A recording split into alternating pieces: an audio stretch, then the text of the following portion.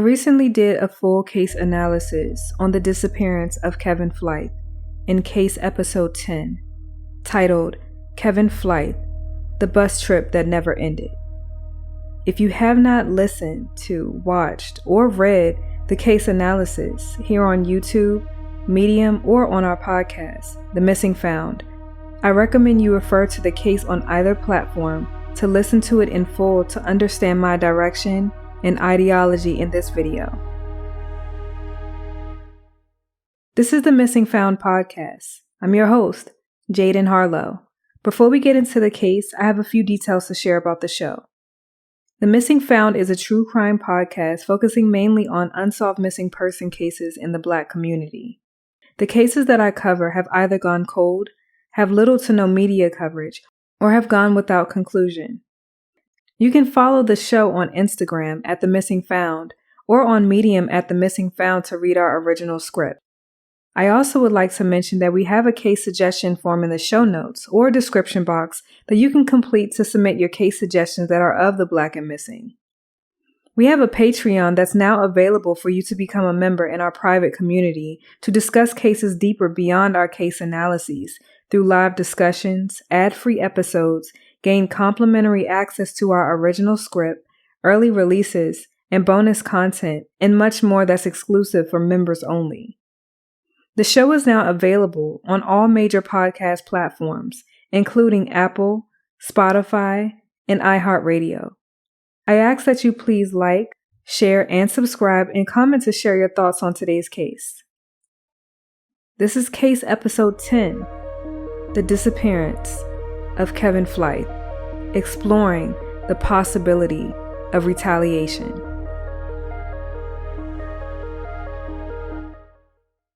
I think we all can agree that this case is odd. Kevin left police custody after being released on January 27, 2022, driven to a Greyhound bus station, and just vanished. There has been no trace of Kevin on record.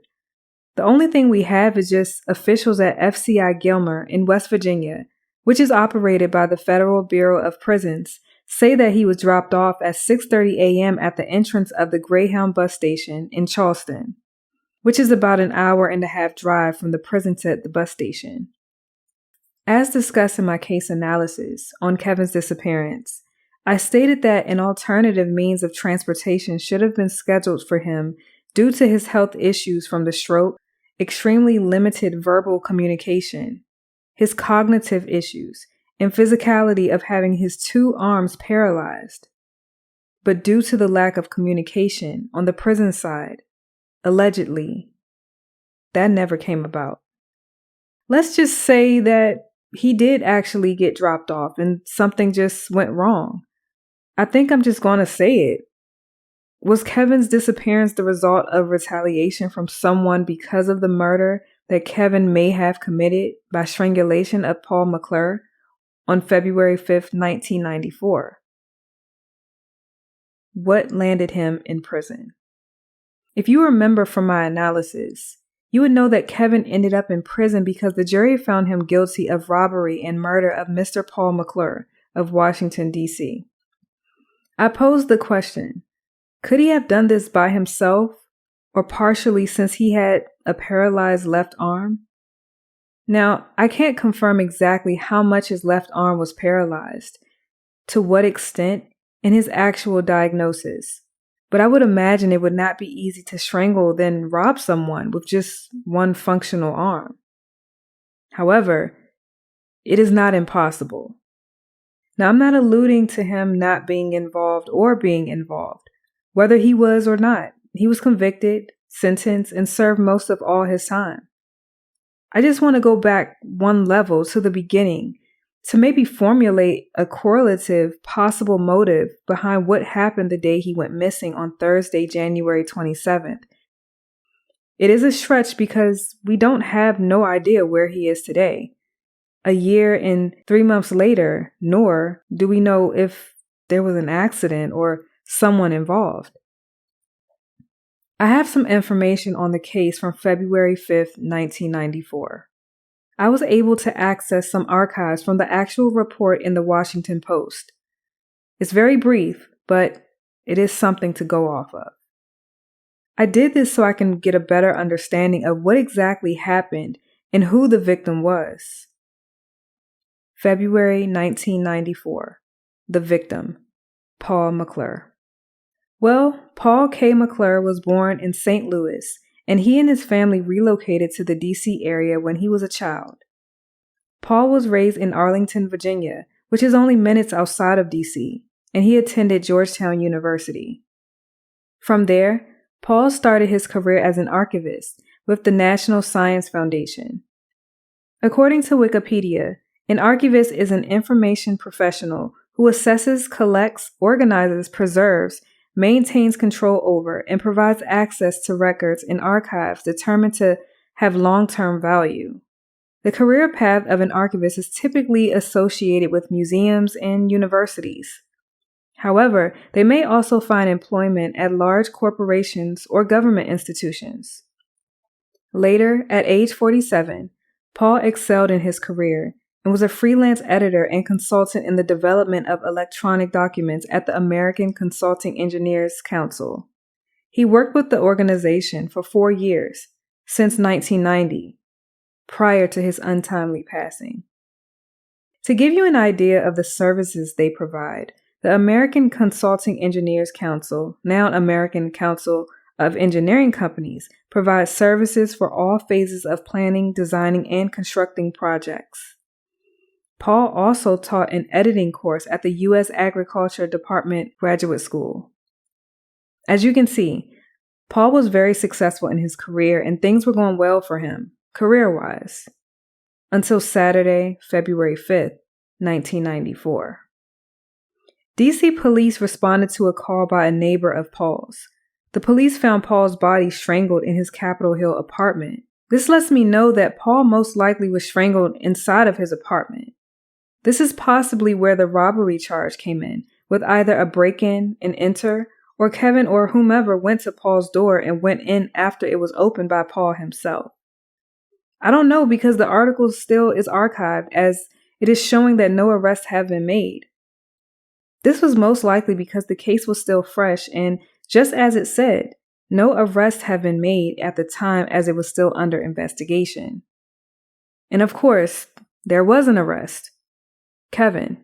I'm unsure if anyone else was arrested with him, but as far as we know, it was just Kevin.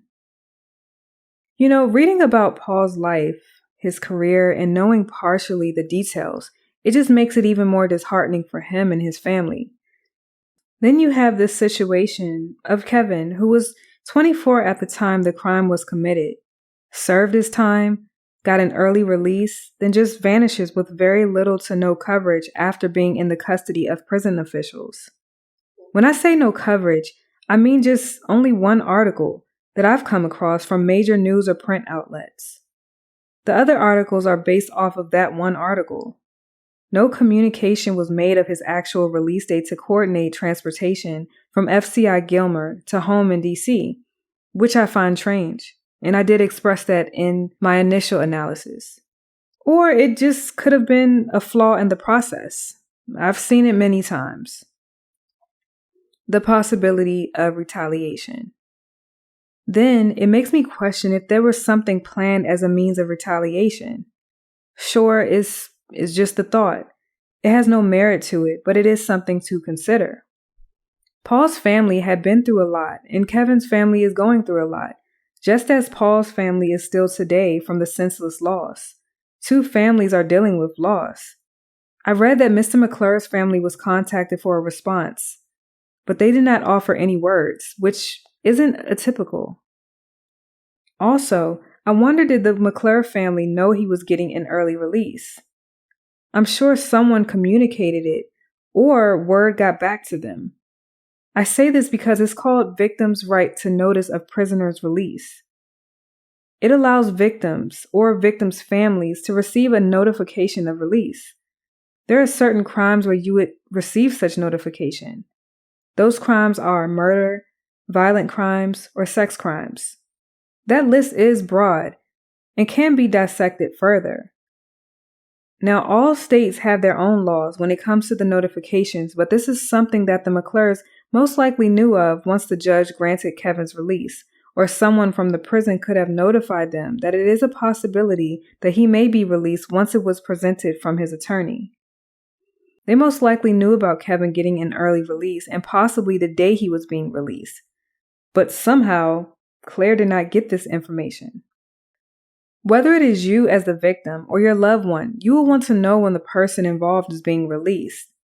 Oddly, no communication was given to his attorney, Claire Madel, until the day of him being released, after he was released, and stated that he should be arriving to Union Station in D.C. that evening. And that is from someone at the prison. The realization. Without going too deep, things happen. People can retaliate. People are angry, hurt, and some people can make things happen without a trace. We know this. People can work with people, and it goes further than that, and more so than I probably would ever know. We have to look at this angle because here we have someone who is found guilty of a crime, a murder, and robbery. He gets out due to an early release, granted by a judge, then just goes missing on the same day he is released from prison custody. Then, days leading up to his release, all communication from the prison just stopped when the attorney, Claire, made attempts to get in touch with someone there to arrange for his travels home. It's odd. It's too much to just be happenstance. On the day he gets released, the only time he is not in custody, something like this happens. I'm sure Paul's family was not thrilled to know their relative's killer, if Kevin did actually commit the crime, was being released and did not serve the full 35 years. I don't want to overshadow this case with what landed Kevin in prison since he did serve his time and was outside of prison custody once he was supposedly dropped off at the bus station and is now a victim himself. But I do want to highlight what landed him in prison in the first place and how that may be a possible connection to his disappearance today. If he even made it to the bus station, and if he did, what exactly happened at Charleston or Cleveland, which was his first transfer point in his 18-hour bus travel from West Virginia to Washington, D.C. This could just be us looking too deep into the theory. It may not even be the case here. Maybe he just left out of the station or just got confused and could be at a hospital or in a shelter and has no idea where he is. But, from what I've read, those entities were looked into and no Kevin Flythe. I do know one thing is for sure. Kevin did not just vanish. Something happened. Someone saw something. Someone was involved. Possibly. He could not communicate verbally. He was just released from serving 28 years in prison and left to navigate the outside world on his own for the first time in nearly 30 years, and his arms were paralyzed. Kevin would have stuck out. Though someone did claim to have seen him and they say his ticket was used, but can we be sure that the person they saw was actually him? And was it him that used that ticket? Is the person a reliable source, and who was it? Was there proof that they were there at the bus station? Did they know the McClure family? Why isn't anyone talking about this? Why isn't it garnering any media attention, especially under the circumstances in which he disappeared? This is another case that I would consider cold because this is a multi-state case since Kevin can be anywhere from Charleston to Cleveland. The last assumed location in the Cleveland bus station, and it's just not being talked about. What a perfect way to make something happen on the day he becomes a free man. I truly hope you are following along. I feel like there's more to this story and I can only go but so far. Despite his past, we can only look to the now, but then perhaps his past is what is responsible for his disappearance today. At the time of his disappearance, Kevin was 52 years old, African American, stood at 5'7", male, weighed between 190 to 200 pounds, brown eyes and brown hair. Kevin was last seen wearing blue jeans, a gray t-shirt, and a Dickies-style navy blue zip-up jacket. Kevin has distinctive physical characteristics.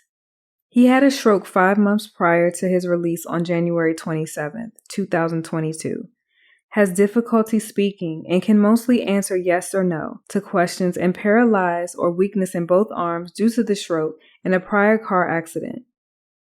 I want to also mention that Kevin is not dangerous, nor is he a threat, and this was stated from his cousin, Michelle Royster. Kevin would be 53 today.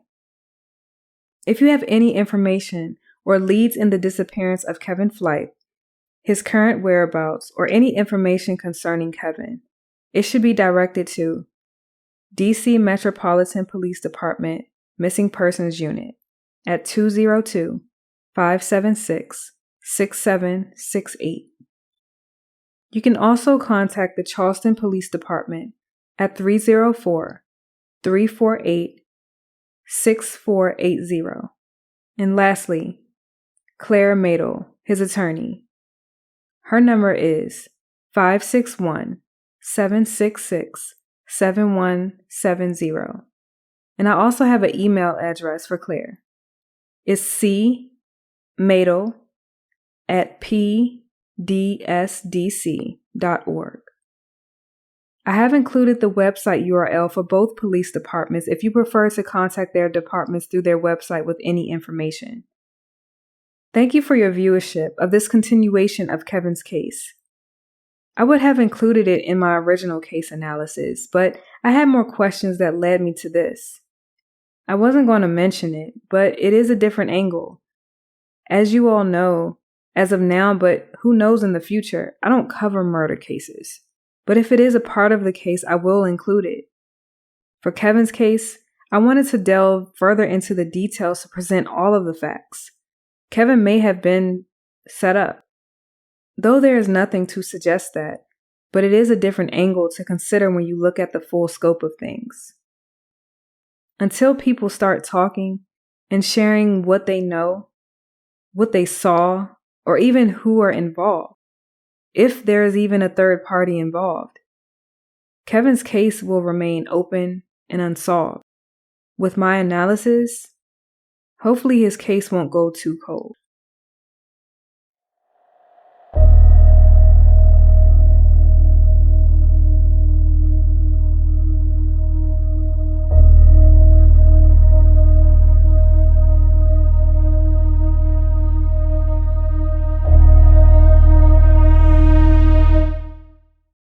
As always, please be safe, be vigilant, and always be aware of your surroundings.